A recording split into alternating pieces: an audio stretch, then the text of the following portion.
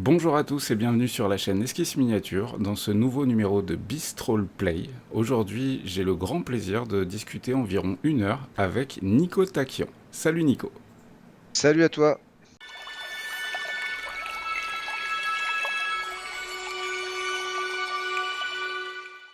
Nico, merci beaucoup de m'accorder ce moment qu'on va passer ensemble à discuter en tant que passionné de jeux de rôle avant tout, d'où le Bistro Play. Mais on va parler aussi brièvement quand même un petit peu de qui tu es, de ton parcours, de dans quelle mesure les autres compétences que tu possèdes t'aident dans le jeu de rôle et inversement.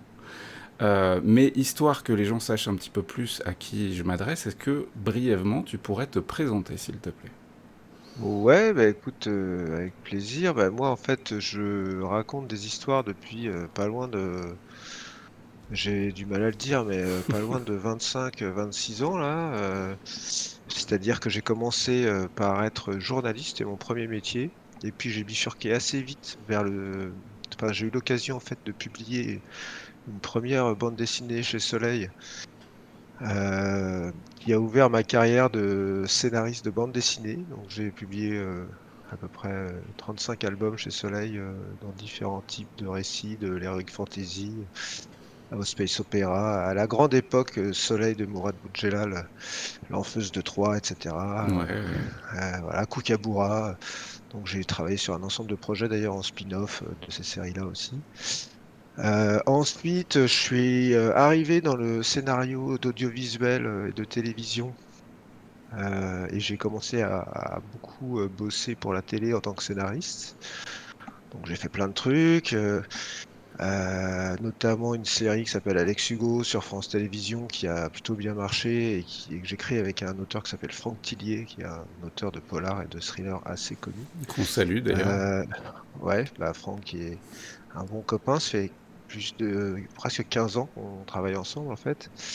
Et c'est d'ailleurs Franck qui m'a amené au roman, où j'ai posé mes valises il y a 10 ans, donc j'en suis à 10 romans parce que j'en fais un par an. Et puis autour de ça, il y a eu d'autres choses. J'ai été un peu game designer dans le jeu vidéo.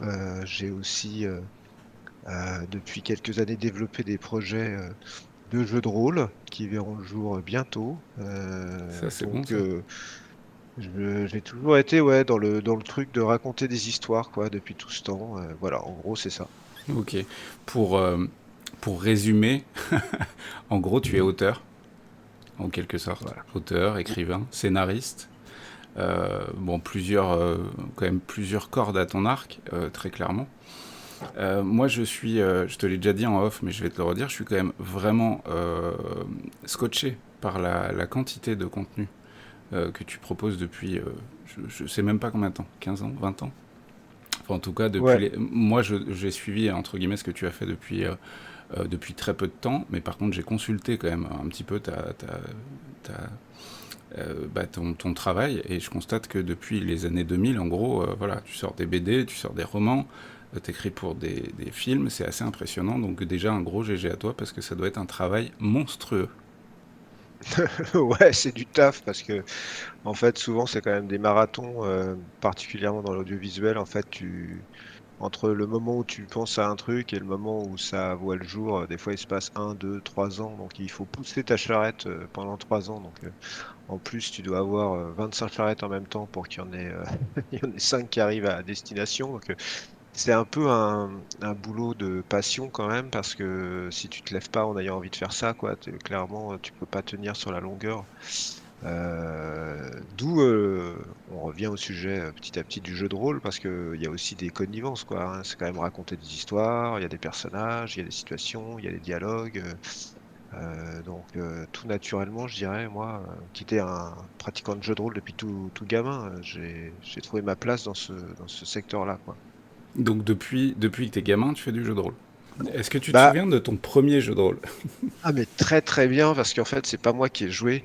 Et ça c'est une histoire qui me fait bien rire aujourd'hui, c'est que en fait moi je m'incrustais avec j'avais une bande de potes, on avait donc l'âge de mes enfants aujourd'hui, donc 13 ans à peu près, et on voulait faire du jeu de rôle parce que ça avait l'air trop bien, parce qu'en fait son frère avait un groupe de rôlistes, mais ils avaient 10 ans de plus que nous.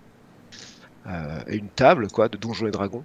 Donc Et on attends, voulait t'avais 13 ans, donc on est dans les années 90, en gros, quoi. Alors, je suis né en 73, donc en fait, on est dans les années 4, 90. en 86, tu vois, donc c'est quand Ouais. même la grosse époque de Ah Donjons et ouais, ouais, Dragons. carrément. Ouais. Et donc, ses frères, ses grands frères, ce qui n'étaient pas les miens, hein, ceux de mon pote, ils nous acceptaient autour de la table, mais c'était en mode, on pouvait rien dire, tu vois. Donc, dès qu'on disait, ouais, tu devrais faire ça, ils disaient ta gueule, tu vois. Ils étaient en mode, vous la fermez, ok? Déjà, on vous accepte. Donc, on pouvait rien faire, on pouvait rien dire, on pouvait pas lancer de dés. Et donc, à la sortie de ces parties, mes potes me disaient toujours, bah, il faut qu'on le fasse nous-mêmes là, parce que c'est nul, quoi. En fait, on s'emmerde dans ces parties. Et moi, en fait, tout le monde se retournait toujours vers moi en me disant, bah, tu devrais acheter la boîte et puis faire mettre de jeux. Parce que je pense que j'avais déjà un amour pour le fait de raconter des histoires. Sauf qu'en fait, l'histoire qui fait toujours pleurer dans les chaumières quand je raconte ça sur les salons du livre, c'est que moi, j'étais dyslexique quand j'étais petit. Et je le suis toujours d'ailleurs, parce que j'étais toujours dyslexique en fait. Et donc, si tu veux, quand j'ai acheté la boîte de Donjons et Dragons, la boîte rouge, et que j'ai ouvert le livre, j'ai pris peur, quoi. Parce que c'était un pavé écrit en noir et blanc, Ouais, tout ouais. petit, tu vois. À l'époque, il n'y avait pas toutes les illustrations qu'on a aujourd'hui. Et j'ai vraiment passé le pas de lire ce bouquin parce que tous mes potes avaient trop envie de s'amuser et tout. En plus de ce bouquin, quand tu arrives dans les annexes, ça renvoie à 50 bouquins derrière qu'il faut lire pour s'inspirer. Et en fait, moi, ça m'a beaucoup aidé, même dans mes études, en fait, parce que du coup, je me suis vraiment mis à lire pour préparer des parties de jeux de rôle à mes potes. Et voilà, donc pour moi, la première partie de jeu de rôle, c'était plutôt celle que j'ai pas pu vivre avec les Ouais, grands je vois. frères, quoi. Je vois. Et du coup, c'était du Donjon Dragon. Ouais, j'ai commencé vraiment par du Donjons et Dragons de manière très classique. Et ça a duré d'ailleurs, je pense, les quelques premières années. L'appel de Cthulhu est venu beaucoup plus tardivement. Hmm. Euh, et entre les deux, il y a eu beaucoup de petites créations maison faites comme ça parce que ça nous faisait marrer de faire des trucs contemporains. Et donc, on a créé une espèce de jeu de rôle contemporain. J'imagine que t'étais du genre parfois même pendant les cours, à écrire le scénario que t'allais jouer le week-end ou le soir avec les potes, ou peut-être même à te servir de l'histoire, des cours d'histoire pour envisager de nouvelles pistes scénaristiques ou autres. Ah bah, ce qui est certain, c'est que ça a vachement joué sur mes goûts historiques déjà, puisque à partir du jeu de rôle, je me suis quand même focalisé sur le Moyen Âge, tu vois. Ouais, C'est-à-dire que tout d'un coup, déjà que les petits garçons, on a tendance à dire qu'ils aiment bien le Moyen Âge, mais alors là, c'était vraiment très pratique. J'avais envie tu vois, d'en apprendre plus pour l'utiliser. Je me suis aussi focalisé beaucoup sur les trucs genre égyptologie et tout, parce qu'à un moment, quand je suis arrivé dans Cthulhu, bah, tout d'un coup, tu as une soif un peu de tout ce qui est autour de cet univers hmm.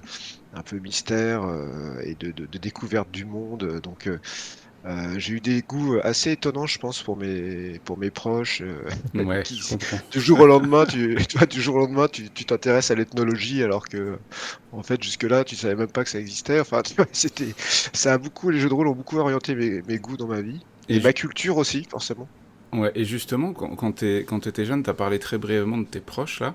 Est-ce que tu te souviens du regard de tes parents ou des gens qui t'accompagnaient alors que t'étais enfant sur le jeu de rôle? Est-ce que c'était, tu sais, le truc un peu sataniste entre guillemets? Enfin, tu sais, il y a eu cette période où on a essayé de diaboliser le jeu de rôle. Comment ils percevaient ça dans ta Alors, jeunesse?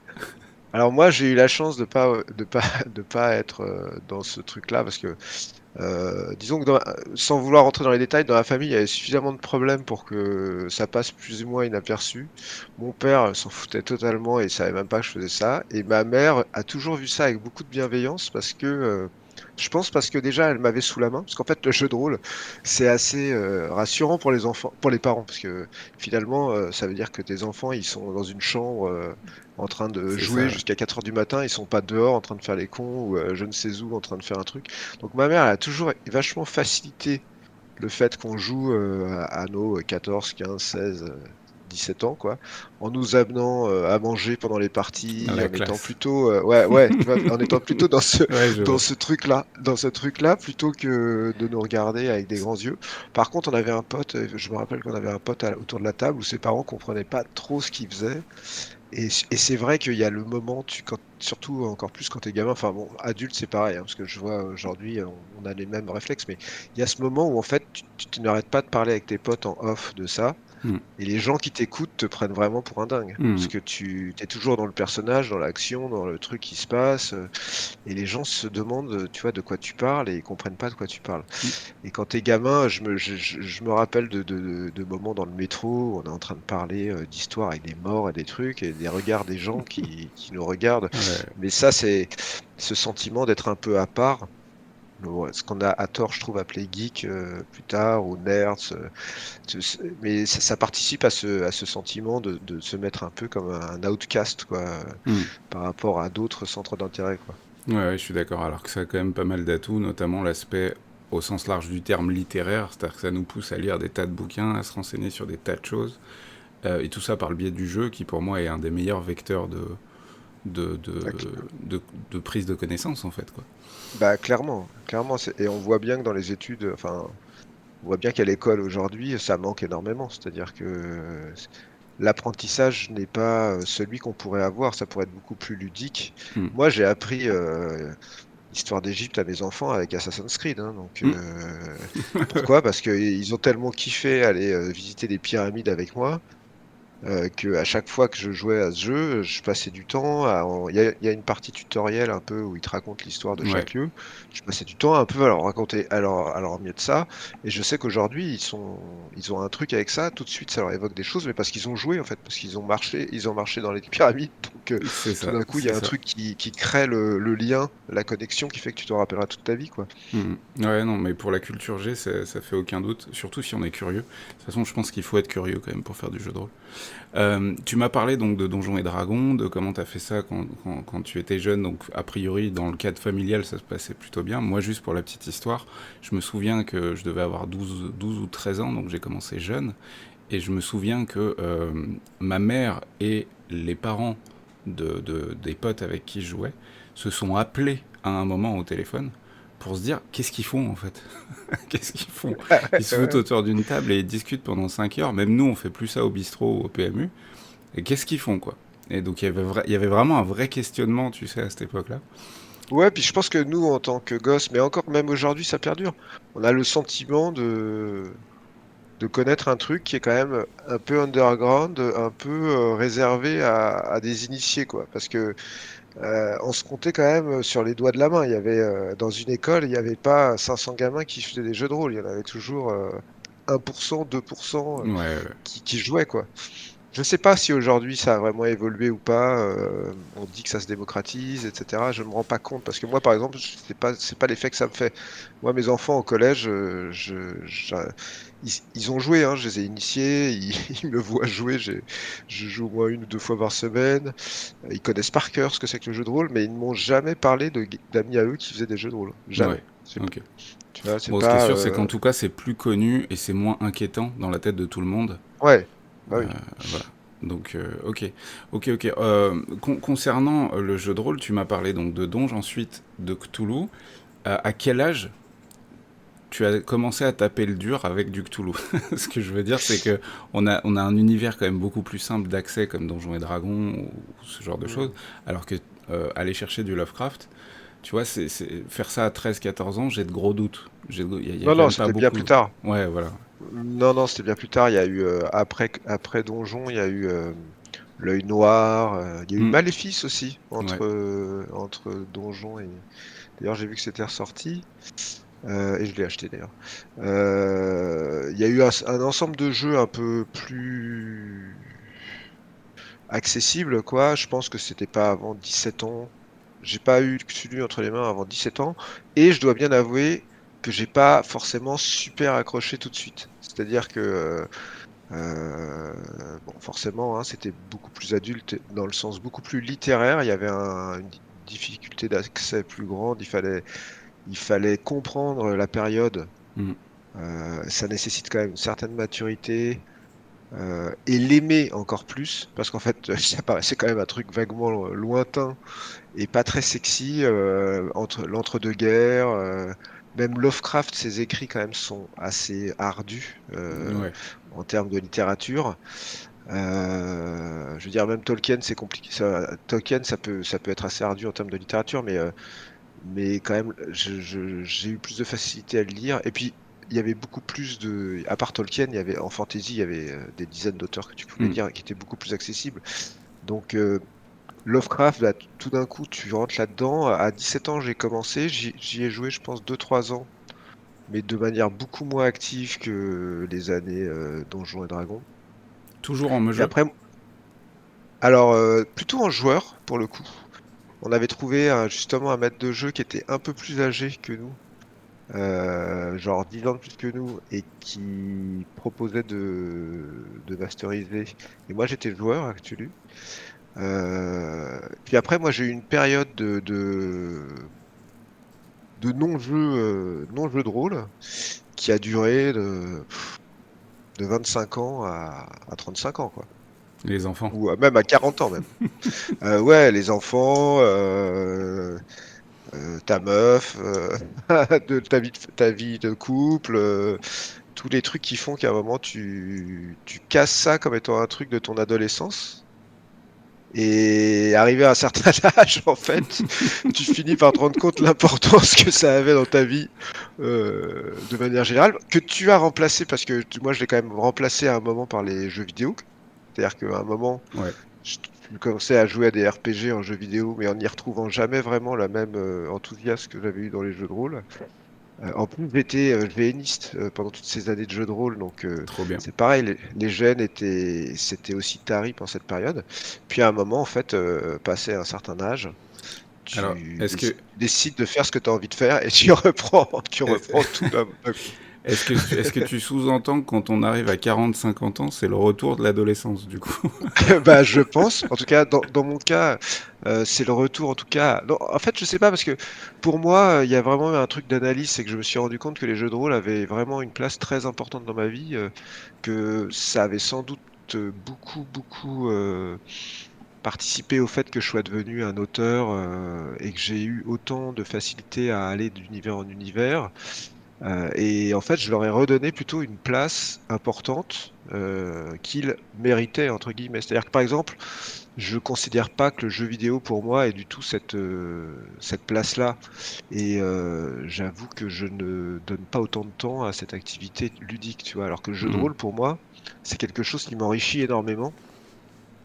Et donc, je l'ai très vite, quand je l'ai repris, en fait, je me suis rendu compte à quel point ça m'enrichissait, à quel point lire ces bouquins, finalement, m'apprenait des choses qui étaient les choses que j'avais envie de savoir, en fait. Et ça m'a beaucoup, beaucoup, ma reprise du jeu de rôle m'a permis presque de relancer plein de projets que j'avais dans plein de domaines. Hmm. Euh, donc en fait, c'est pas tant l'adolescence que du coup un truc un peu d'auto-analyse où tu finis par te rendre compte que finalement c'était pas si pas important que ça. Ouais, ouais, Au ouais. Ouais, contraire, ouais, je tu vois. comprends. Est-ce que tu penses justement que le jeu de rôle gagne en étant pratiqué de manière régulière? Ce que je veux Bah, dire, ouais, en fait, ce que je veux dire par là, c'est que, comme tu l'as dit, ça a une place importante dans notre vie, que ce soit le jeu de rôle ou le GN, parce que le GN, c'est aussi une activité assez proche quand même sur le plan de, surtout quand t'es orga et que tu dois faire de l'écriture et ce genre de choses.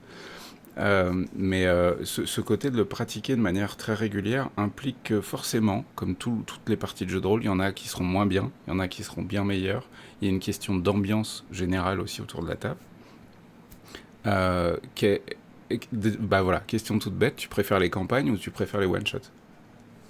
je préfère alors préférence les campagnes, mais en fait j'aime beaucoup les one shots aussi et je pratique les deux.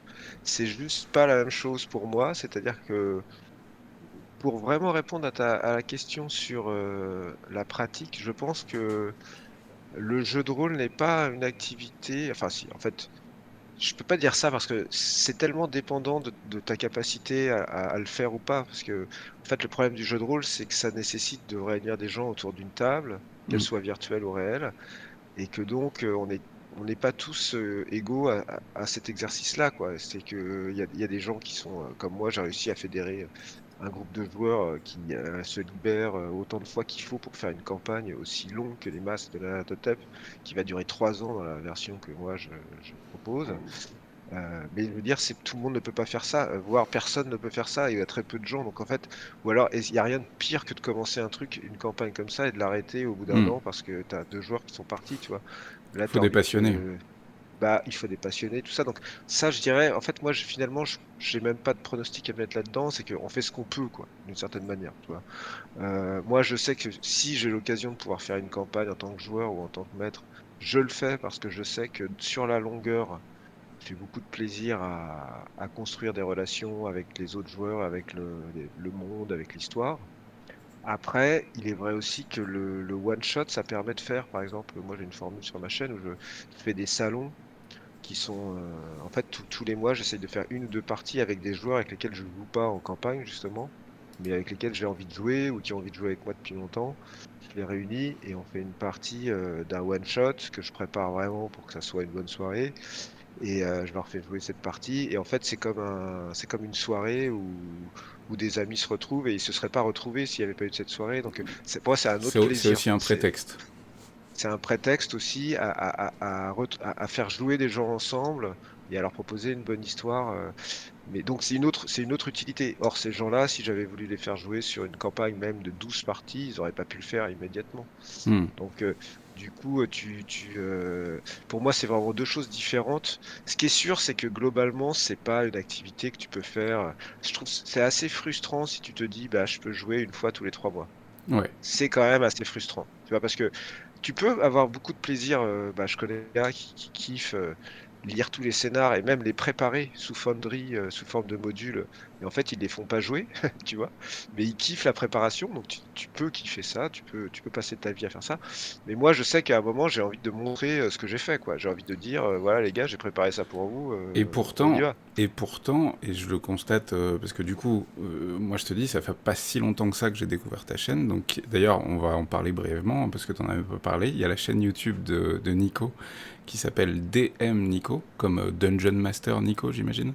Ouais, Où il y a plein d'actual play, de jeux de rôle, vraiment beaucoup de contenu, et vraiment, pour le coup, d'une qualité très agréable à l'écoute. T'as aussi, toi, t'es bon au jeu, mais au-delà de ça, t'as des très bons joueurs. Ça joue aussi énormément, quoi.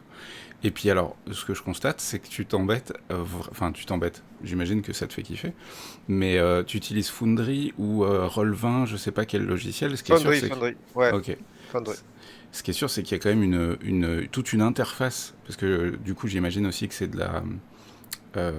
Enfin, c'est une partie distancielle, j'entends. Vous passez par Discord ou je ne sais quoi d'autre. Donc, combien de temps tu passes à préparer une partie de jeu de rôle? Est-ce que tu passes plus de temps à la préparer qu'à la jouer?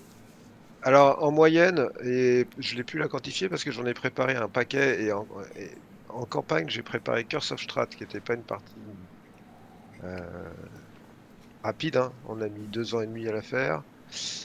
J'ai préparé donc les masques, on est parti sur 3 ans. Hmm. Euh, j'ai préparé, comment ça s'appelle ce truc-là déjà? Tiens, là, je l'ai là. J'ai préparé l'héritage Greenberg. Avec le système des Euh, chroniques oubliées? Non, avec le système Cult. D'accord, ok. Oui, parce que moi je mixe les systèmes et en fonction aussi de ce que j'ai disponible sur les plateformes genre Foundry et de ce que moi je maîtrise, parce que sinon c'est trop compliqué de passer d'un système à l'autre en permanence. Donc Hmm. je ramène au système que je connais. Euh, Bah, en moyenne, c'est 3 à 4 fois plus de temps de préparation que de jeu. Hmm. Donc, pour une partie de 3 heures ou de 4 heures, c'est ce que je fais sur une session, j'en ai pour 12 heures de préparation. Pa- Ou 16 heures si c'est une partie difficile. Enfin, difficile techniquement parlant, quoi. Et, et Donc, c'est minimum trois fois ouais. plus. Ouais, ouais. Et ça, j'en doute pas. Donc déjà, ça veut dire que vraiment, pour le coup, c'est quelque chose qui te passionne. J'ai pas de doute là-dessus, vu la quantité de vidéos qu'il y a sur ta chaîne. Par contre, quand tu parles de préparation de parties de jeux de rôle, évidemment, il y a tout l'aspect technique, surtout que toi, tu l'enregistres. Hein, donc, il y a OBS, VTT Foundry ou ce genre de choses. Mais il y a aussi le fait que tes joueurs, j'ai l'impression que tu les chouchoutes aussi grandement. En leur faisant un background, en répondant à leurs questions, peut-être en amont. Comment ça se passe avant de lancer une nouvelle campagne dans un univers qu'ils ne connaissent pas? Qu'est-ce que tu leur donnes à manger, entre guillemets? Alors, Alors, je ne fais pas un des trucs qui me faisait kiffer à mort quand j'étais petit, qui était la création de personnages. En fait, moi, je ne fais pas ça. C'est-à-dire que je parle avec mes joueurs en leur demandant quel genre de personnage ils aimeraient incarner. Là, ils me donnent une idée, ils vont me dire, bah moi, plutôt un universitaire, j'aimerais bien faire, hein. Et c'est plutôt des envies générales. Et à partir de là, j'écris des persos à la demande, en fait, qui sont en fait des traits tirés d'une certaine Hmm. manière. Sauf que Hmm. c'est des traits tirés. En fait, je fais un peu comme un grandeur nature, justement, parce que moi aussi Hmm. j'étais organe grandeur nature.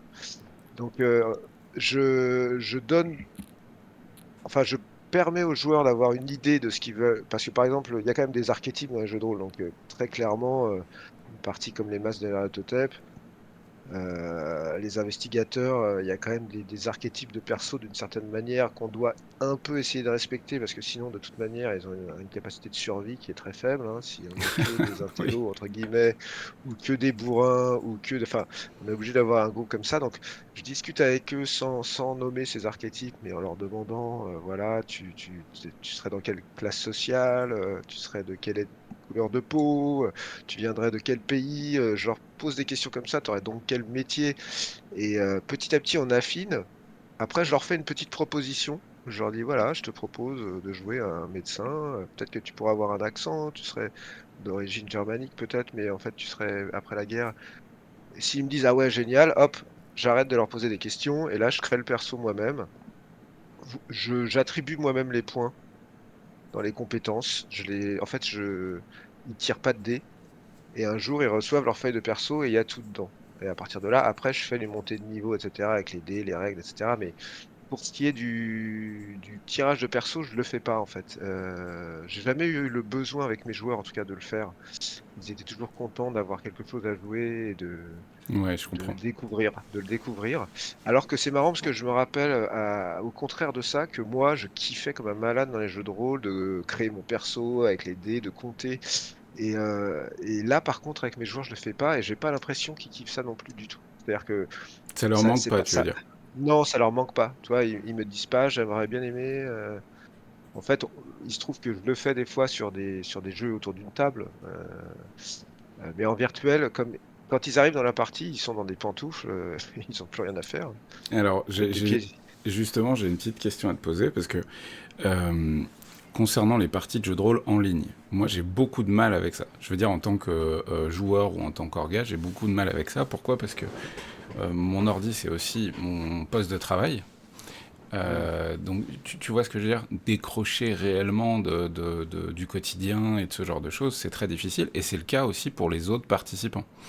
Hmm. Euh, Comment tu fais en sorte est-ce que tu leur imposes des règles? Genre, bah, en fait, éteignez vos téléphones, vous allez pas surfer sur Internet en même temps, vous faites ci, vous faites ça. Est-ce que tu as besoin de faire ça? Ou est-ce que ils le font d'eux-mêmes?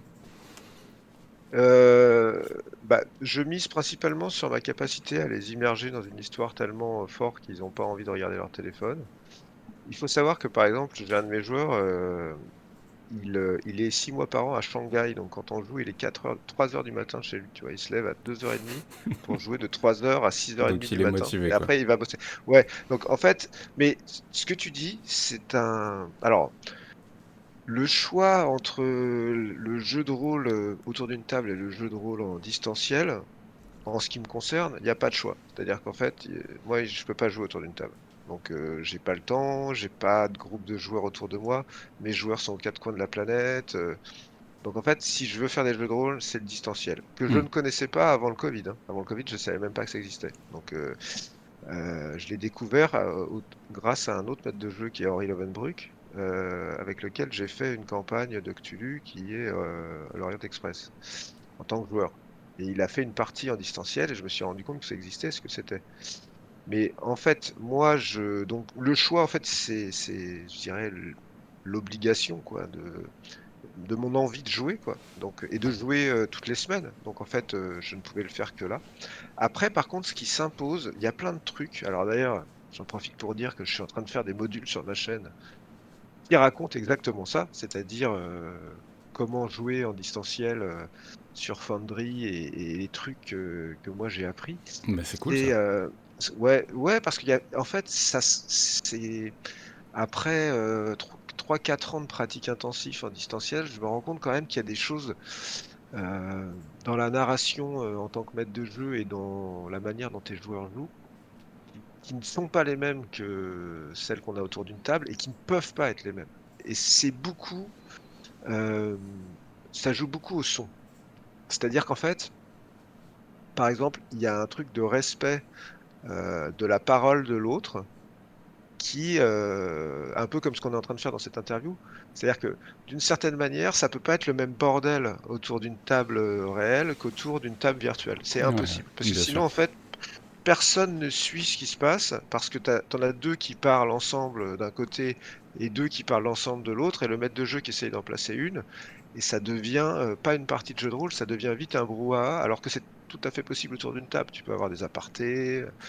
Donc du coup, il y a quand même je leur en parlais au début, je leur expliquais par exemple que c'est hyper important quand il y a une scène qui est jouée par un joueur et que les autres persos sont pas là, de respecter le silence de l'absence en fait, parce que sinon, bah, tout de suite ça perturbe la narration, la mienne, celle du joueur qui est en train de vivre sa scène, et cetera. Donc, il y a quelques, je dirais, règles de passage de parole à respecter, Ouais, ouais, ouais. qui, tu vois, qui font que ça peut bien se passer et non pas être un gros bordel. Moi, je ne joue que au micro, casque et caméra. Je ne Mm. joue pas avec des gens qui ne veulent pas jouer avec la caméra. Moi, je ne masterise pas des gens qui ne veulent pas apparaître parce que j'ai besoin de voir les gens, en fait. Et je pense que tout le monde a envie de se voir. Et je redécouvre au montage la tête des joueurs. Ouais, ouais, C'est-à-dire ouais, que, ouais. tu vois, il y a un truc où en fait, moi, ce qui change beaucoup quand tu masterises en distanciel, c'est que tu as beaucoup plus de trucs à gérer qui ne sont pas de l'ordre de la narration, de trucs techniques, tu Mm. vois. Tu es un peu comme un réalisateur de télévision, donc où tu aurais un panneau avec 10 caméras et il faut à la fois gérer les caméras, mais en même temps, il faut parler aux techniciens, sauf que là, en plus, il faut raconter l'histoire et il faut écouter ce qu'on te dit. Donc, c'est quand même une gymnastique mentale qui est pas évidente au début. Mais Mais après, il y a des surtout, outils. ouais, Ouais. surtout avec l'utilisation de logiciels comme Foundry ou autres, qui de premier abord paraissent simples, mais en fait il y a quand même beaucoup de choses qu'on peut mettre en place pour augmenter l'immersion des joueurs, que ce soit de la musique, des changements de voix, des battle maps, des icônes, bref, plein de choses comme ça. Et donc je vois tout à fait ce que tu veux dire par la complexité de gérer vraiment un côté purement technique et un côté purement jeu, roleplay, histoire, etc. Ouais, Ouais. ouais, ouais, c'est complexe, mais ça se fait. C'est-à-dire qu'en fait, Foundry propose beaucoup d'outils. Je pense qu'il y a un risque à un moment de tomber dans la espèce de folie du module, quoi. Mm, Et j'ai mm. un module pour ça, là, qui est en fait une bonne idée au début parce que tu découvres, mais qui est une mauvaise idée parce qu'en fait ça enlève de la jouabilité. Il y a une espèce d'équilibre à trouver, d'épure entre ce que ça permet de faire. Il faut prendre que les choses qui sont au service de la narration et qui simplifient la vie. Et il faut enlever tous les trucs trop techniques. Il faut donner peu de pouvoir aux joueurs, alors que tu as beaucoup de modules qui donnent beaucoup de pouvoir aux joueurs. Il faut en donner peu, parce qu'en fait, sinon, bah, le joueur se transforme en joueur de jeux vidéo, donc Ouais. ouais, il perd ta voix pour faire sa propre partie. Moi, il m'est arrivé sur Curse of Strahd d'avoir un joueur que j'aime bien par ailleurs, mais c'est le roi Enfin, en fait, lui, pendant qu'on est en train de faire un jeu de rôle, lui, il fait un jeu de plateau, quoi. Enfin, il fait un jeu de... C'est-à-dire j'avais des battle maps de dingue, tout animé et tout, avec des portes et des trucs partout. Bah lui, il partait, il faisait tout le donjon, quoi. Il se baladait avec son perso, Parce que il se tu lui permettais de téléportait se de pièce. déplacer, ok, ouais, Ah, ok. parce Avec que les, dès avec que je, dès les que, angles de vue, etc. quoi. dès que j'enlève la barre d'espace de la pause, Hmm. je peux être sûr qu'il a ouvert 3 portes, tu vois. Mais sûr, c'est bien que j'avais trouvé un module qui l'empêchait d'ouvrir des portes s'il n'était pas contre la porte. Parce Ouais, que je mais du savais coup, qu'il... ouais, tu ok. vois. Mais le truc, en fait, c'est que ça, par exemple, c'est un truc dont je vais traiter justement, mais c'est vraiment la battle map et je trouve un truc génial parce que moi, ça me fascine, hein, ces petits univers qui peuvent être animés, vus du dessus. En plus, maintenant, tu peux les générer toi-même avec certains programmes et tout. C'est un côté fascinant. Qui correspondent aux cartes qu'on a en jeu de rôle, Hmm. en aplat, etc. Après, si tu rentres dans le délire possible qui est d'avoir des téléporteurs qui te permettent d'aller d'étage en étage, que tes joueurs aillent et que tu sois toi sur une map et que tu vois tes joueurs partout, t'es plus dans un jeu de rôle. Parce que là, t'es dans un jeu vidéo, en fait. T'es dans un truc où les gens se baladent, mais en fait, moi, je ne décris plus les pièces, je ne suis plus maître de la narration du truc, tu vois. Mm. Et à un Ouais, moment, ils disent, ouais. ah, il y a un coffre là. J'ai envie de leur dire, bah non, si j'ai pas dit qu'il y avait un coffre là, il n'y a Et pas de puis coffre, surtout, tu vois. attends, t'es où? Parce que Bah ouais, ouais. Donc en fait, ça par exemple, c'est un des trucs que j'avais utilisé dans un premier temps et que j'ai petit à petit totalement banni, tu vois, Hmm. pour revenir à d'autres types de visuels. Mais donc du coup, ça a vraiment des spécificités, tu vois. Et effectivement, ça prend un certain temps, mais c'est pas impossible, mais ça prend un certain temps à acquérir tout ce truc-là et à trouver ce qui fonctionne avec tes joueurs, tu vois. Ah, Sachant que tes joueurs sont tous un peu différents aussi. Il y en a qui sont incapables d'utiliser la moindre interface technique, tu vois. ouais. Donc, et c'est normal, tu vois. Tout le monde n'est pas un fou du clavier, quoi. Donc, Ouais, bien sûr. moi, De, j'ai des de... joueurs, ça fait 3 ans que quand je leur dis, tu me fais un jet de toc, ils me demandent c'est où. J'ai juste envie de les tuer à travers l'écran, tu vois. J'ai envie de leur dire, ah, c'est à T sur ta fiche de de... compétences, tu c'est vois. ça. De ce que je constate quand même sur ta chaîne, euh, tu es quand même beaucoup plus tourné. Là, je vais être obligé de catégoriser un petit peu les parties de jeu de rôle, même si dans les faits, Ouais, ouais, bien sûr. mais tu es quand même beaucoup plus tourné vers le jeu de rôle, entre guillemets, très narratif, d'enquête, que vers le jeu de rôle de combat, de Donjons et Dragons, de Porte-Monstre Trésor, de Pathfinder, ce genre de choses. Mm. Euh, et du coup, c'est peut-être plus confortable aussi de faire du jeu de rôle distanciel qui va être plus orienté vers de l'enquête, vers de l'analyse de situation, vers du social ou ce genre de choses, de la politique ou autre, que de faire du jeu de rôle de combat en ligne. Parce que là, effectivement, comme tu l'as dit, on peut très vite revenir à un jeu de société ou à un jeu de plateau, ou voire même à un jeu vidéo si tu as mis 200 000 modules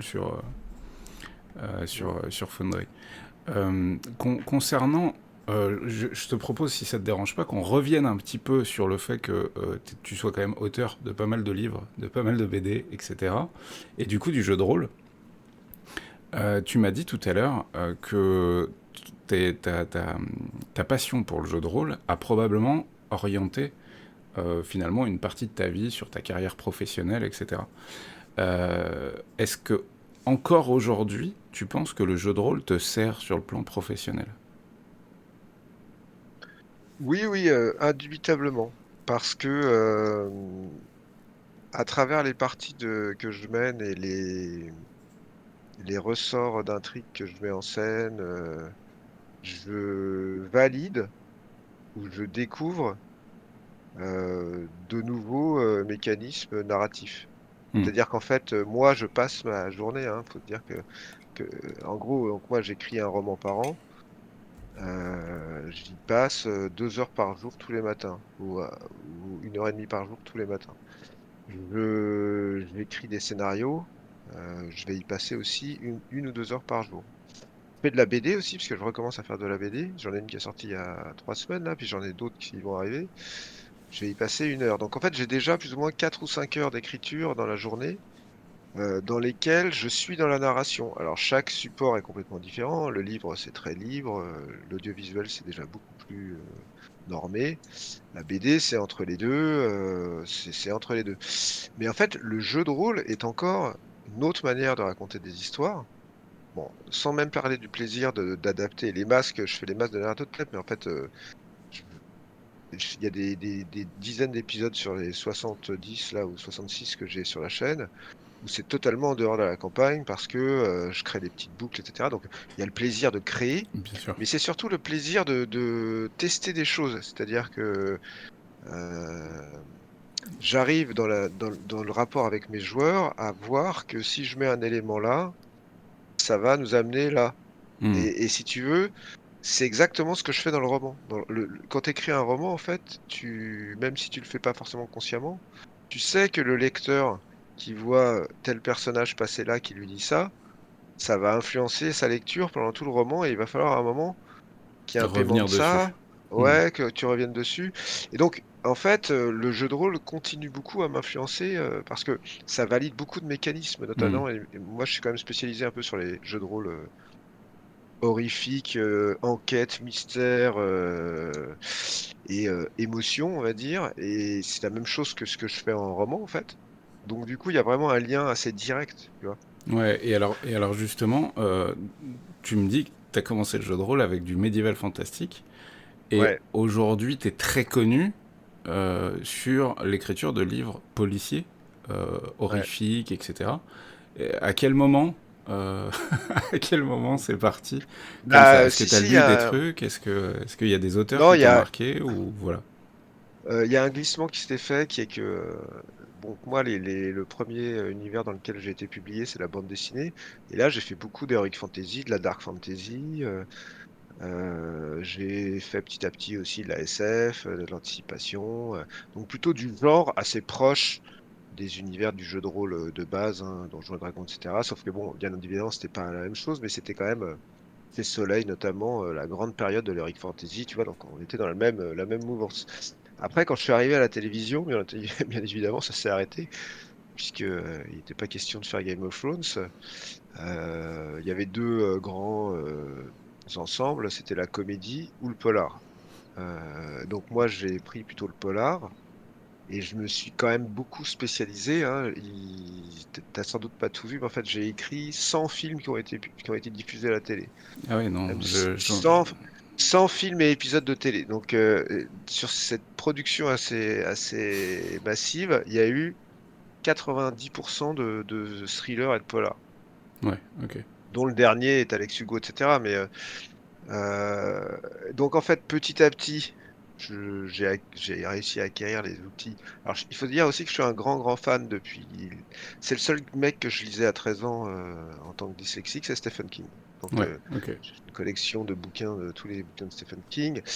Et donc, si tu veux, petit à petit, j'ai réussi à acquérir les outils du thriller et du polar à travers l'écriture télévisuelle, mais aussi à travers Stephen King, qui est quand même en thriller assez un maître.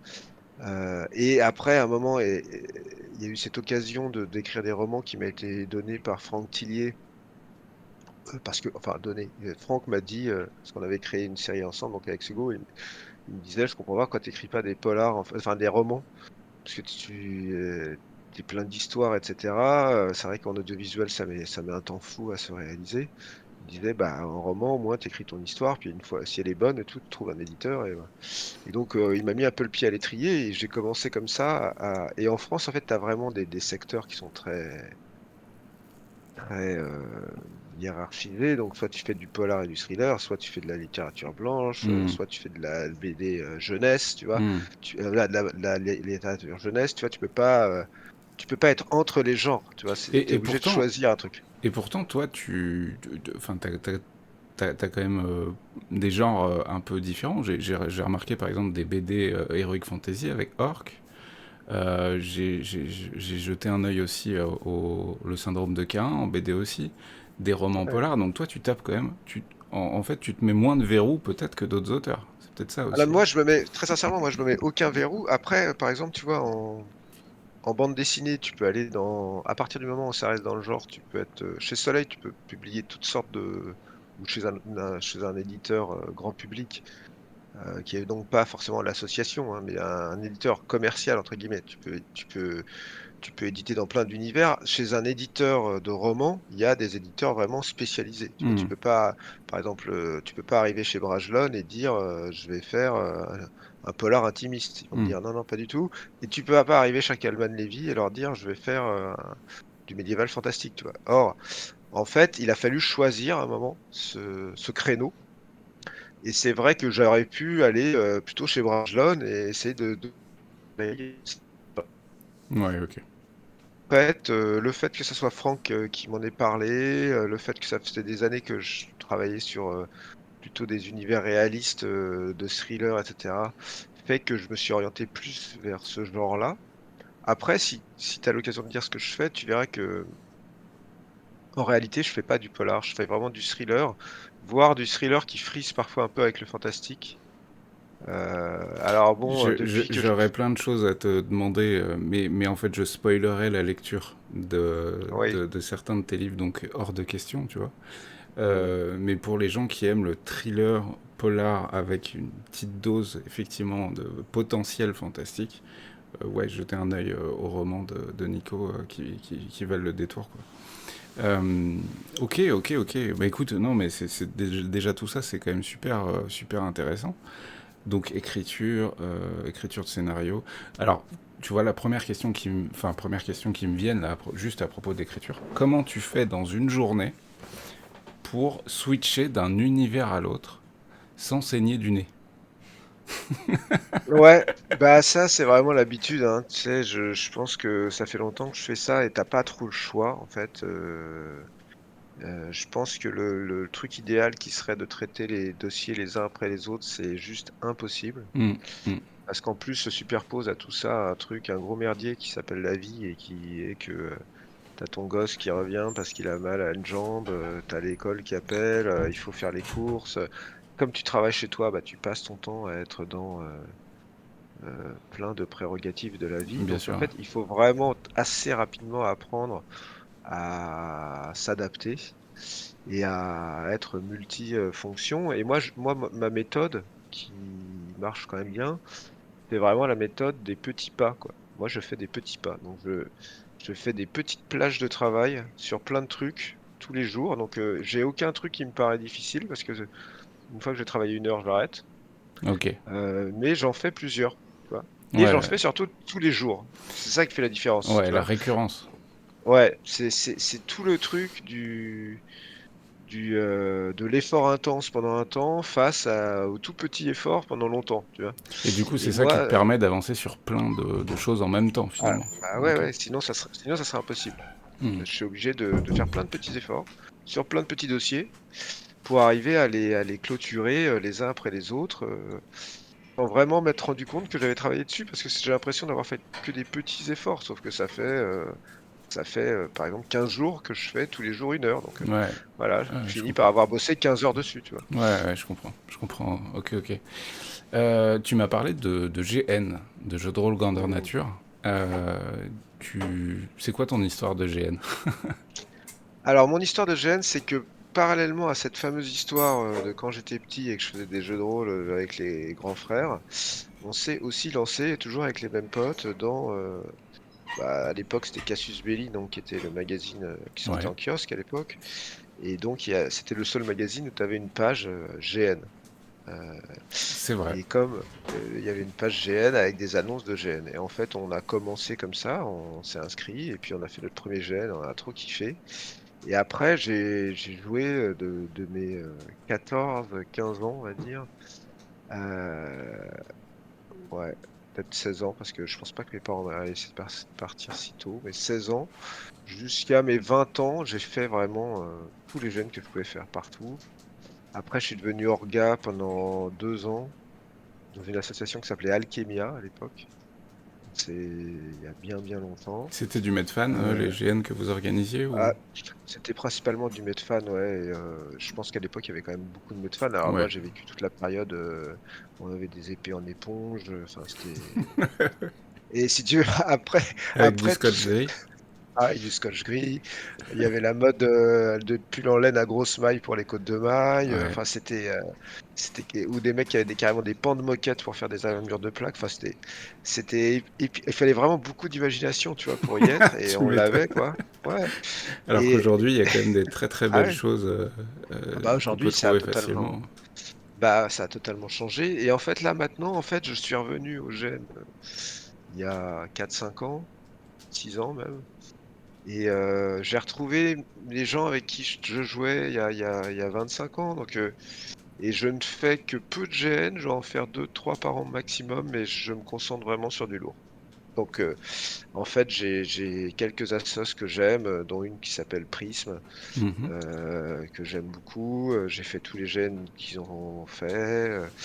Et voilà. Et là, forcément, ça n'a plus rien à voir. Et moi non plus, forcément, je me retrouve à incarner des rôles qui, moi, me faisaient rêver quand j'étais gamin et que je voyais un papy avec beaucoup de charisme qui me disait des trucs et je me disais, oh putain, le gars, on dirait vraiment que c'est le roi du truc et tout. Bon, bah maintenant, c'est moi qui fais ça, tu vois. Sauf que c'est vrai il y a moins de jeunes sur les GN que je pratique parce que c'est vrai il y a beaucoup de joueurs expérimentés, donc la tranche d'âge est un peu plus âgée. Nous, on était vraiment des Ouais, gamins. ouais, ouais, je Et vois, je vois. tu vois, mais donc voilà, je continue. Là, cet été, j'en ai un. Je fais un GN Witcher avec Prism.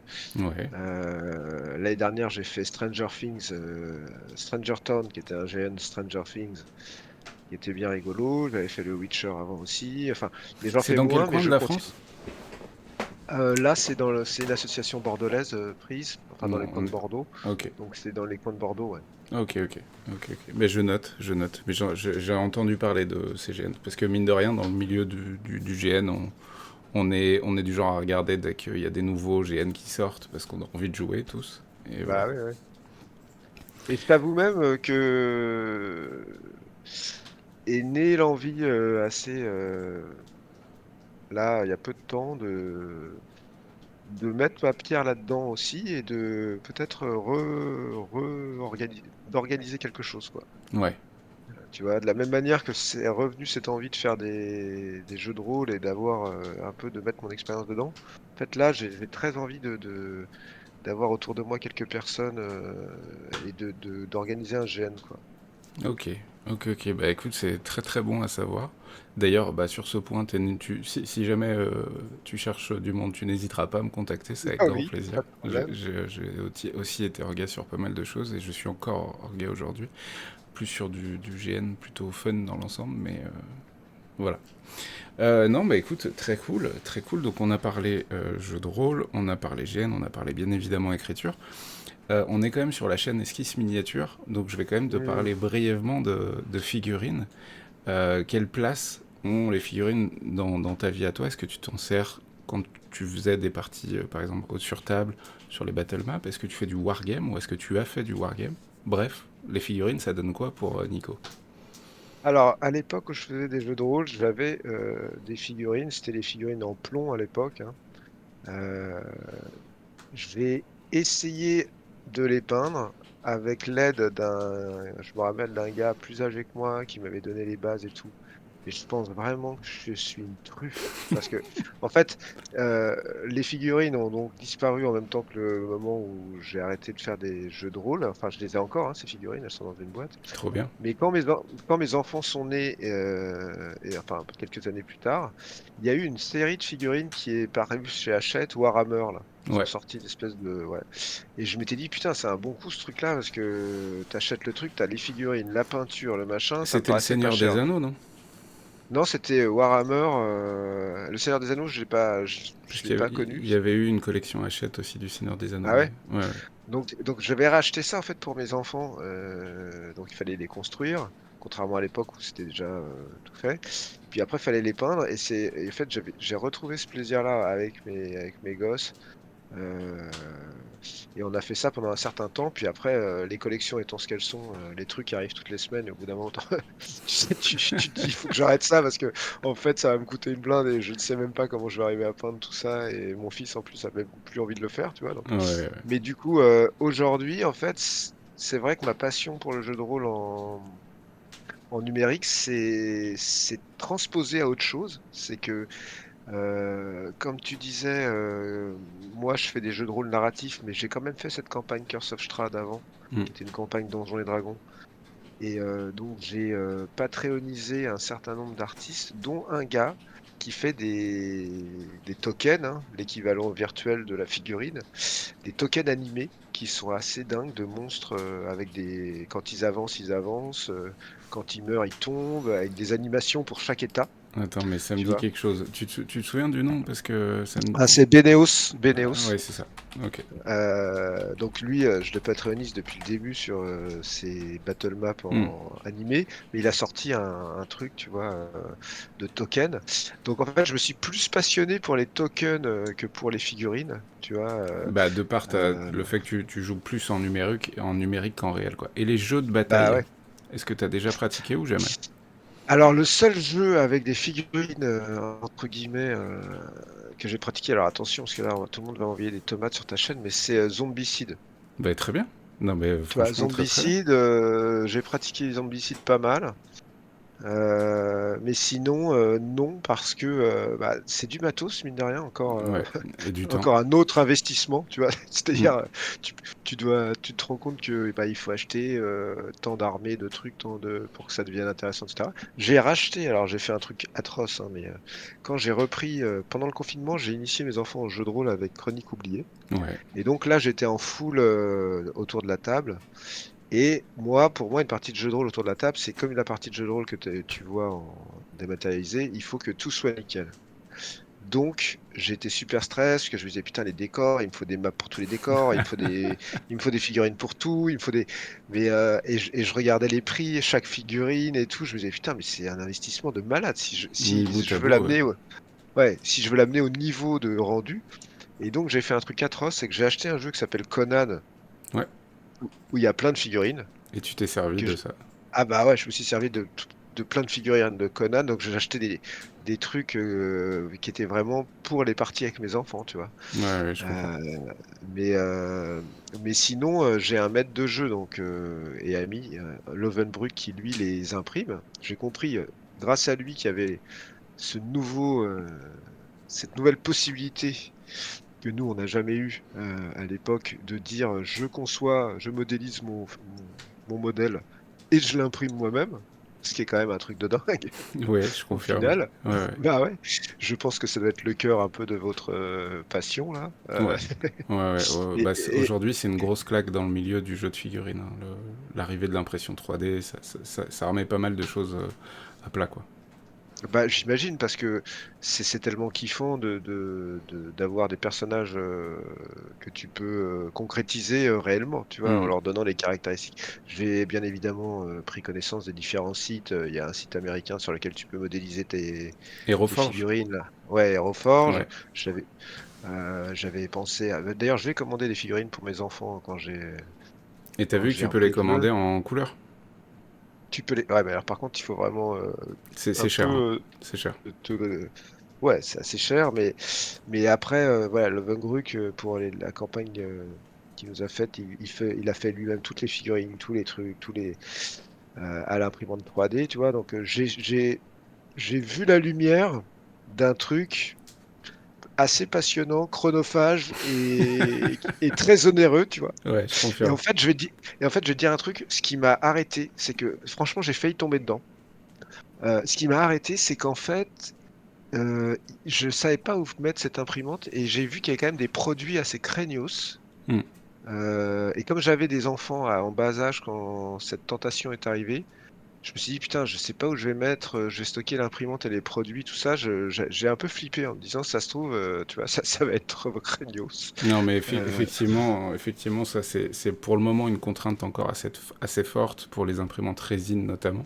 C'est quoi, t'as toute une phase de post-traitement qui nécessite des produits toxiques, donc il faut pas respirer, il ouais, faut mettre des gants. Enfin bref, c'est ça. c'est une vraie démarche de passionné qui ressemble un peu, tu sais, à l'époque des moules Prince Auguste.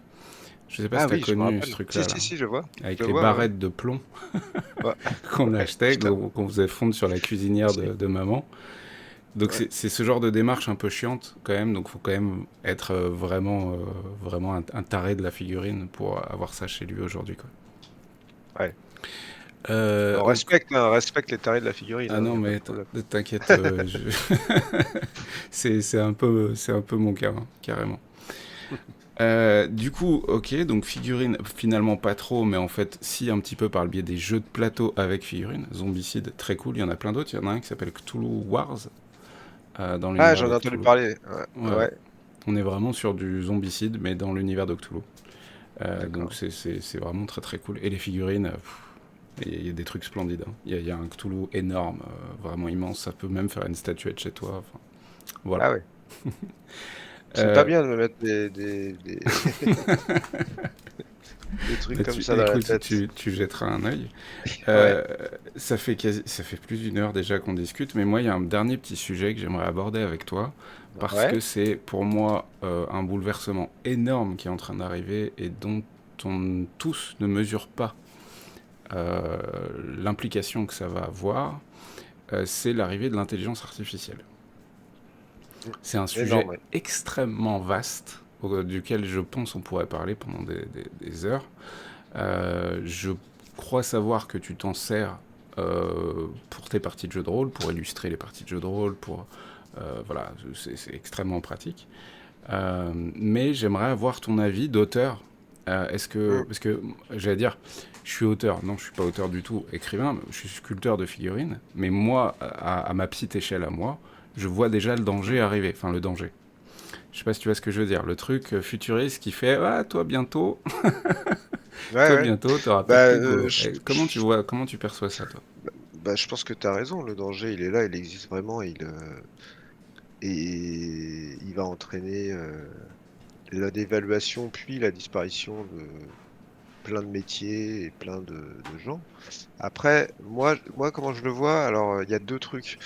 Je trouve la partie graphique mid-journée vraiment très contestable parce que le problème est que moi je sépare donc ChatGPT de mid-journée, c'est pas à mettre dans le même panier, c'est par rapport aux problèmes de droit, etc. Je pense que mid-journée, le problème c'est qu'il s'appuie vraiment sur du déjà créé pour recréer par-dessus.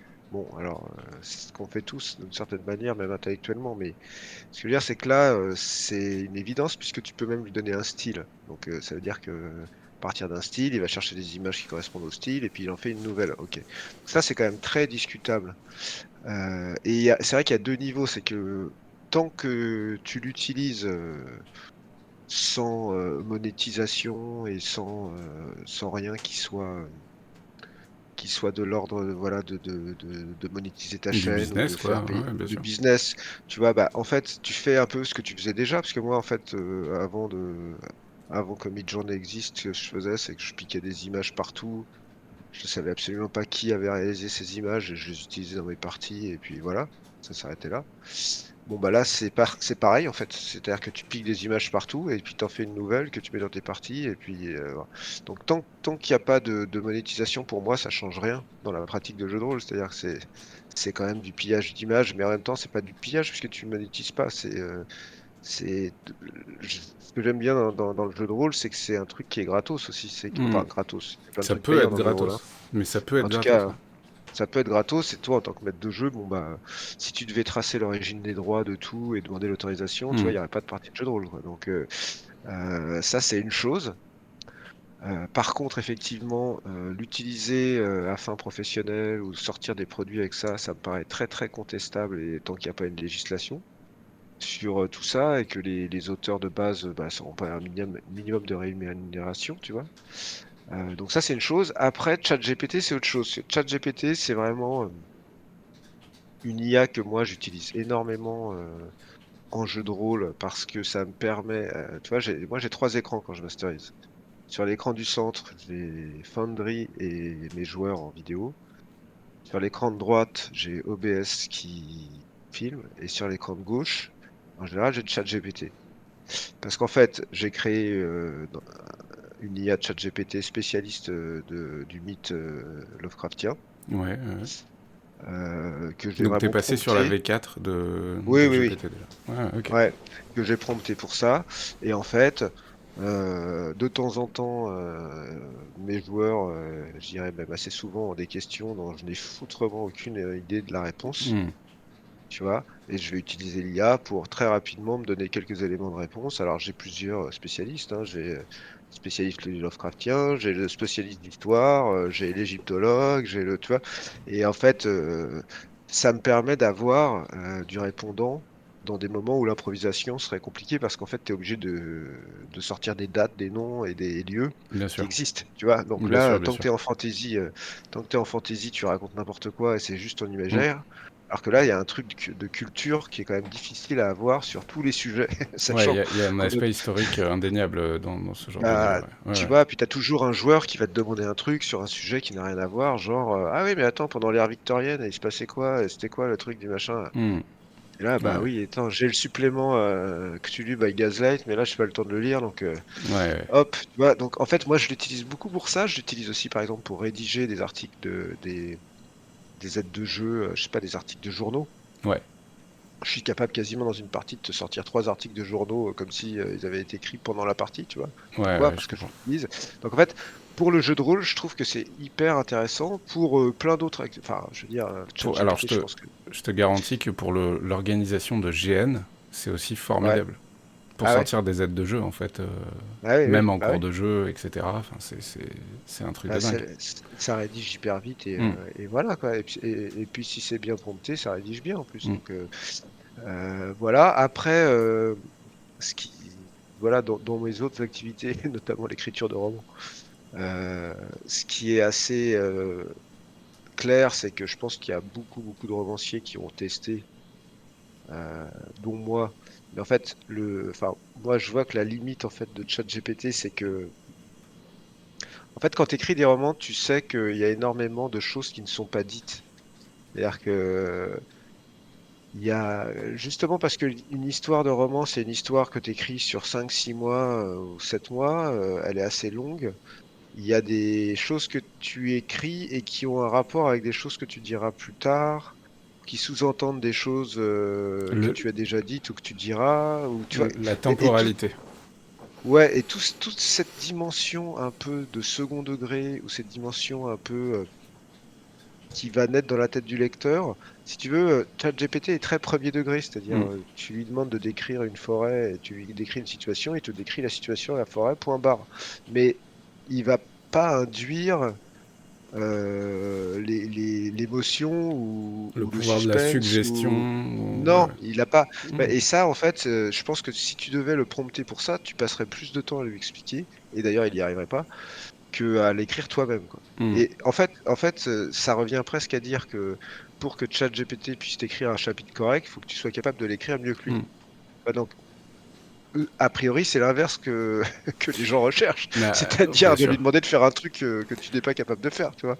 Or, À la vue de la rapidité d'évolution qu'il y a eu OpenAI avec ChatGPT, mais il y en a plein d'autres, hein, Bard, etc. ouais, À la vue de la rapidité à laquelle ça a évolué, à laquelle on est passé, nous, une version payante à 20 balles par mois avec ChatGPT 4, il y a déjà 5, la V5 qui est dans les tuyaux.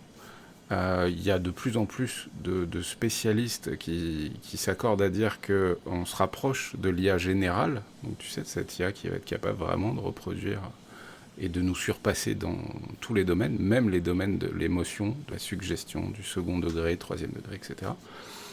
Là, on est dans de la science-fiction quand on en parle mm, aujourd'hui, mais mm. ouais, qu'est-ce que tu ferais de ça, toi? Ben, j'ai envie de te dire que pour moi, la science est toujours imposée à l'homme. Donc, déjà, c'est pas comme si tu avais le choix de revenir en arrière. En fait, il y a pas de, pour moi, il n'y a pas de retour en arrière. Hmm.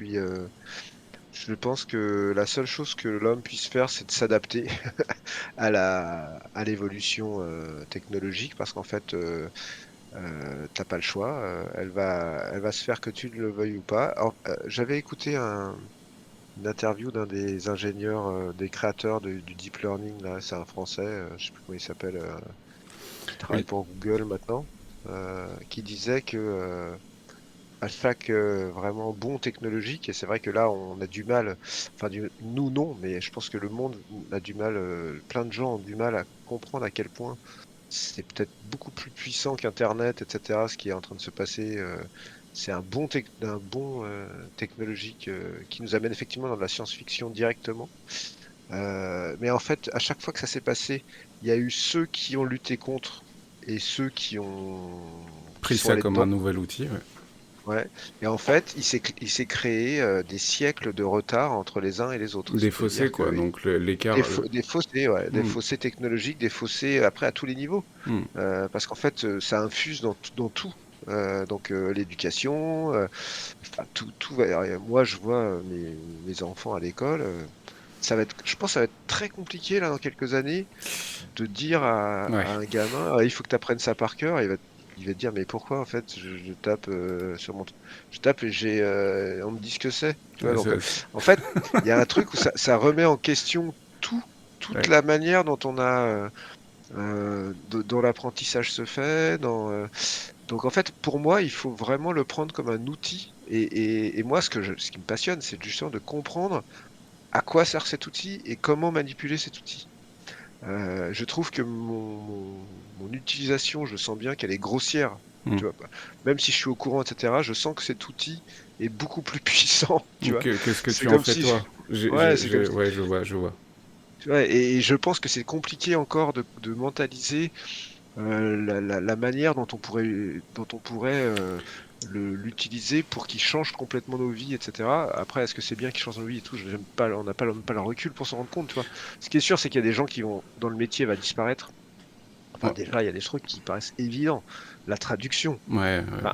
tu un truc, tu te dis, avant, c'était quand même super galère, il fallait traduire des textes, machin, ah, c'est galère. Là, mais même dans le jeu de rôle, hein, dans le jeu de rôle, bon, bah, oui, j'ai des bouquins en anglais, bah, je fais des copier-coller en 5 minutes, j'ai la version Hmm, française, alors hmm. elle est pas forcément super géniale, mais elle est bien suffisante pour ce que j'en fais, et en plus, c'est pas forcément vrai, des fois, elle est super, tu vois? Donc la traduction, les histoires de voix, effectivement, c'est aussi Après, ce qui est dingue. ouais, après, nous, on a une vision, je pense, de l'IA très, euh, j'allais dire, entre guillemets, artistique. Ce que je veux Mmh. dire par là, c'est littéraire, évidemment Midjourney ou Dali ou ce genre de choses, nous aider à rédiger du contenu texte, etc. Mais là où moi je vois, et puis enfin, j'y connais rien hein, dans le domaine, mais imagine sur le plan du développement de nouveaux logiciels, de nouvelles applis, Ah bah, oui, mais là là, c'est visiblement, explosif en fait. C'est vraiment ah ouais, ouais. explosif. Bah, ce que disait le gars et auquel j'adhérais complètement, c'est que ça n'a pas été créé pour, avoir, l'intelligence humaine. Ça a été créé pour avoir une intelligence bien plus poussée que l'intelligence humaine, puisque c'est justement le fait que l'intelligence humaine est arrivée à un niveau où elle arrive pas à aller plus loin, qui génère le fait qu'on ait créé cet outil. Mm. C'est en fait, c'est pour dépasser l'intelligence humaine. Et pouvoir éventuellement justement trouver des solutions que l'intelligence humaine n'est pas capable de trouver, tu vois?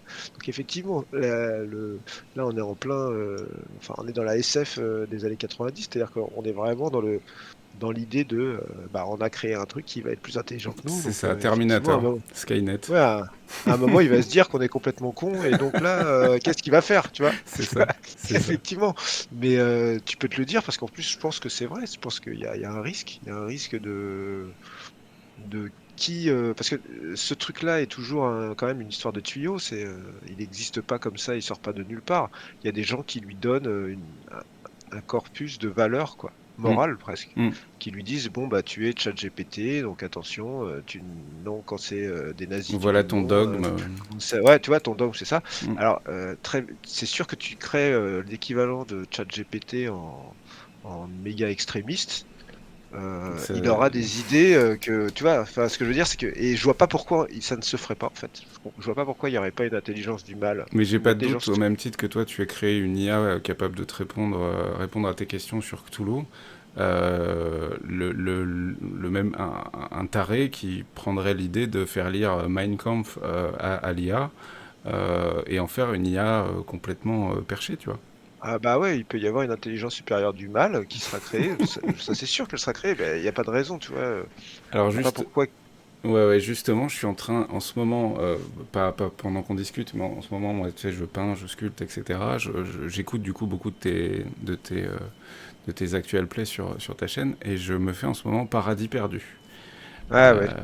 Et du coup, ça traite en partie, évidemment, un petit peu d'un monde avancé comme ça, avec des méga corporations, Mmh.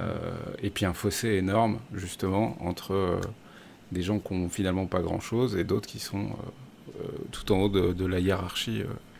Mais du coup, voilà, vraiment très, très cool pour le moment ce que je découvre. J'en suis à l'épisode 3, donc j'ai encore pas grand-chose, mais très cool. Ouais, ouais, c'est un chouette scénario d'Anthony Combrexel qu'il avait créé, bah, c'est aussi le créateur de, Channel Fear. Mm. Qui l'avait écrit un peu pour un système générique. Moi, j'ai pris le système d'Alien qui est super, Alien, le jeu de Ouais. rôle, pour le faire jouer. Bon, je l'ai aussi beaucoup modifié pour le densifier un peu, parce que je connais mes joueurs, je sais ce qu'ils aiment et que je voulais que ça dure plus qu'une partie, quoi.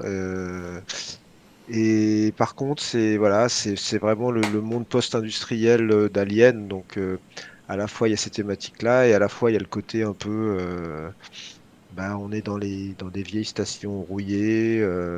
même des ordinateurs qui ont l'air un peu Hmm. pourraves par rapport à la technologie. Tout le monde est avec des casquettes. C'est très. J'ai revu le film pour le faire jouer, Outland avec Sean Outland, ouais. Connery. Hmm. Ouais, c'est vraiment cet univers-là que j'aime beaucoup. Et la partie est terminée, hein, là. L'avant-dernière partie, je la publie demain et la partie finale, je la publie vendredi. Et tu verras que le scénario est intéressant parce qu'il a une arche vraiment particulière. C'est-à-dire Ok. que il va, c'est un scénario où tu es sur des tout petits trucs très vite, des petits enjeux, des petits trucs, etc. Puis à un moment, si tu veux, s'accumulent des trucs où les joueurs très vite se disent putain, mais c'est foutu quoi.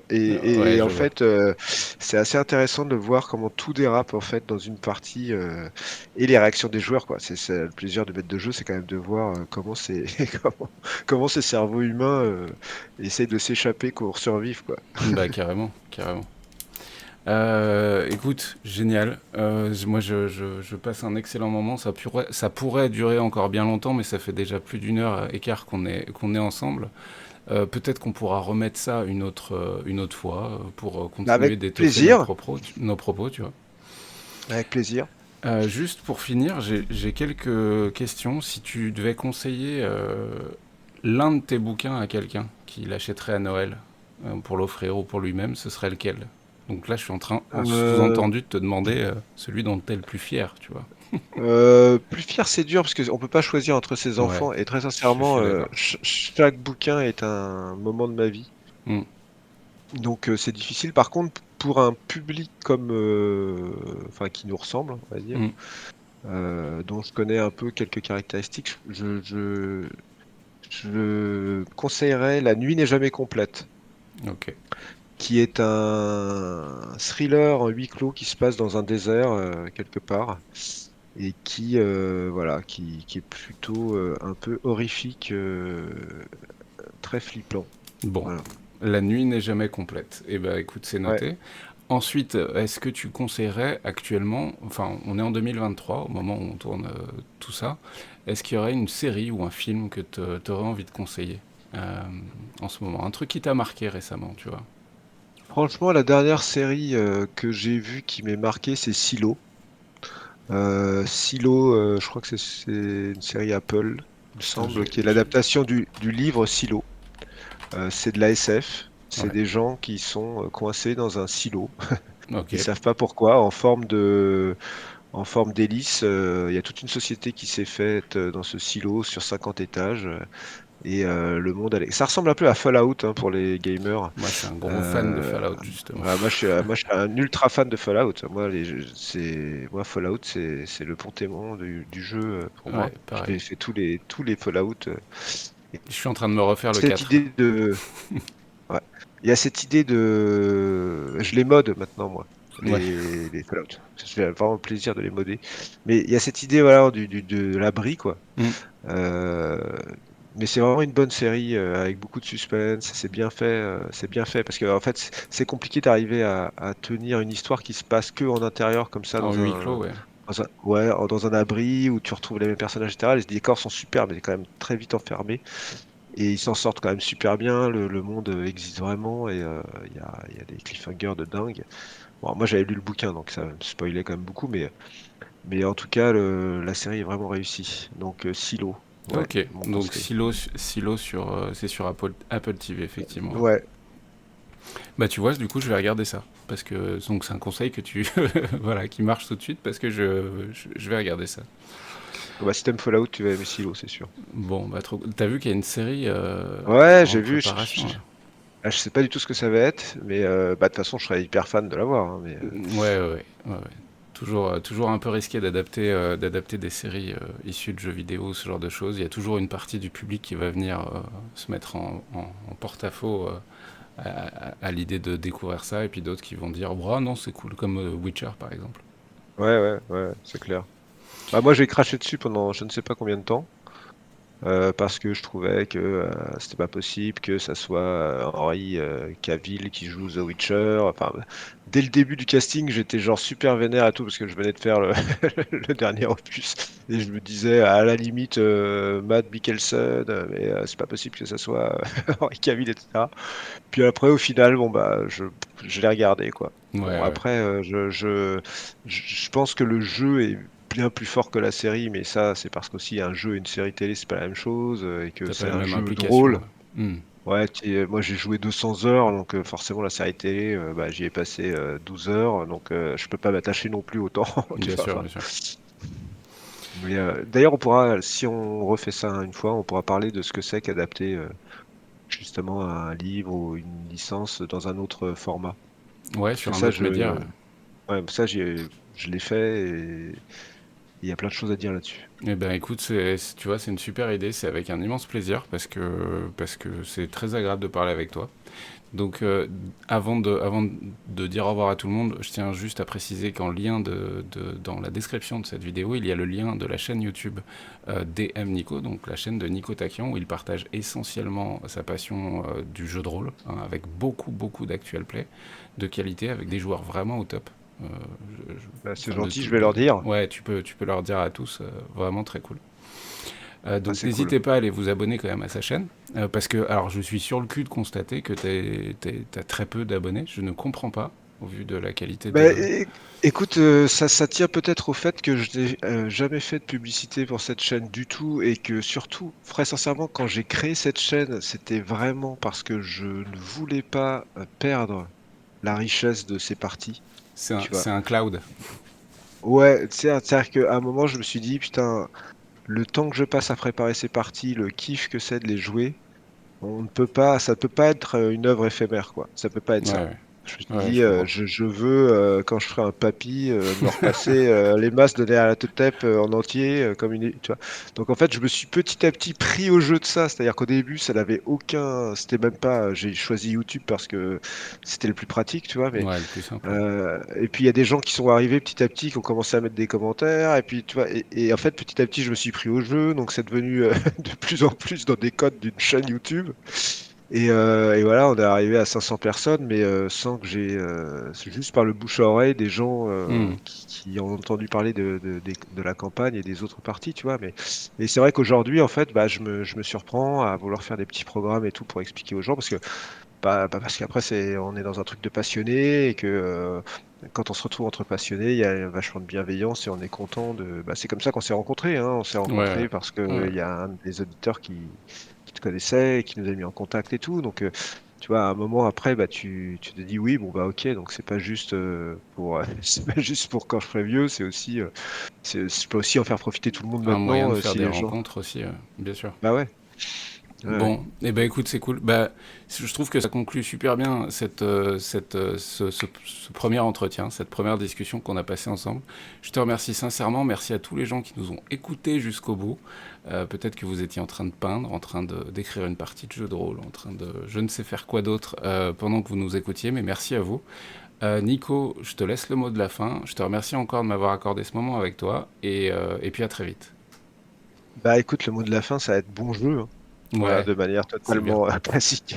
C'est très bien. Allez, merci à tous. Passez un bon jeu, bon prix, bon plein de choses. Et on se retrouve très vite pour des nouvelles vidéos. Ciao, ciao. Ciao.